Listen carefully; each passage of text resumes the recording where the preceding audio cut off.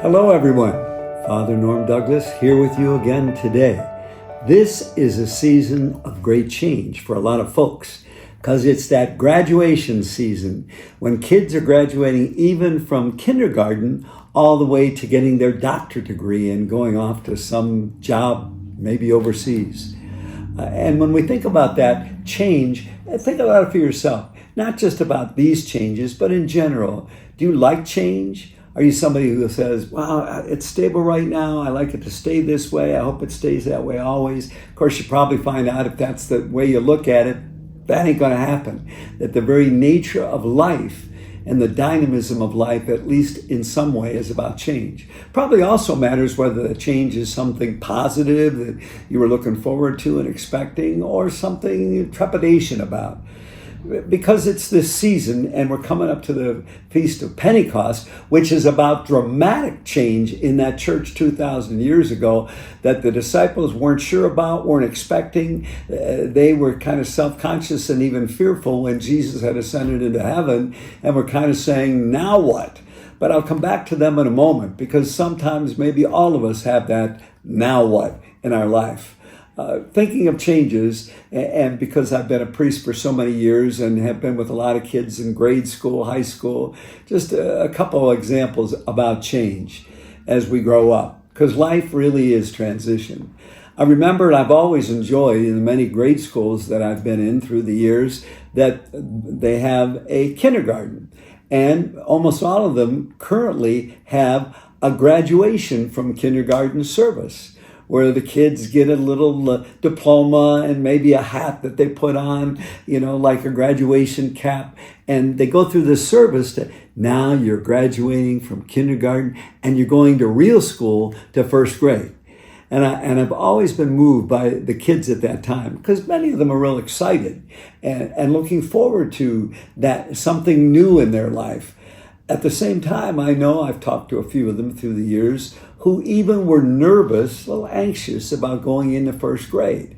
That I could still remember this one girl, talking with her, and so she was a little bit worried, and we talked a little bit, and she said, well, I'm better now, Father. I'm okay. And I said, well, what helped you there? She said, well, because even though I know I'm going to first grade and it's going to be more difficult and all of that, I realized that all my friends in kindergarten, they're going to be with me in first grade. So I'm going to be with my same friends. And so I'm looking forward to that. Very striking for her. Now I want to jump over. I've been with people graduating from 8th grade and from high school, both settings in which people then move on to a new school or a new job or new way of life. And here again, like we have an 8th grade graduation here at St. Vincent. And I know the kids are oh man, I'm so glad to get out of here. I've been 8 years in this school and I want to get to high school where, you got more responsibility, which is legitimate, that there should be a kind of looking forward to that. But every once in a while, a kid will come to me and say, well, I'm excited, but I'm not going to be with my same friends. I'm going to miss them. And that's difficult. Usually they wouldn't say that out loud because they didn't want anybody to think, what's the matter with you? Can't you deal with the next stage of development? But I understood that. And I remember that even when I went from one school to another. Friends are important. And yet there's a step in moving out that can be difficult, but whether it's out of 8th grade to high school or out of high school to some university somewhere or to some work setting, it's a change. And yet, at the time, looking and saying, I'm a little nervous about this. It's not what I'm used to. I'm excited about it too. And of course, probably you know, and I remember even my mom knew when I had some of those feelings, hey, you're going on to a next stage, and that's good. That's good for you. Learning how to be open to new situations, get to meet new friends, being open to other ways that in a faith base that God wants to work in your life. And I think that's been true. And I share that with a lot of students because I've spoken at a lot of graduations and baccalaureates. and have added, especially in Christian settings, that the faith dimension matters too.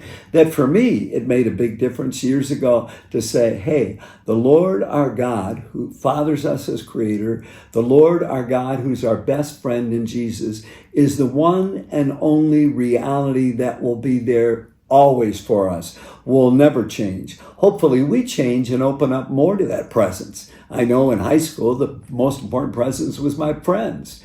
But as I moved on even to college, coming to a deeper faith sense and saying, yeah, Lord, you're the presence in my life. Always have been, always will be. That's the stability to deal with any of the other things that aren't so stable.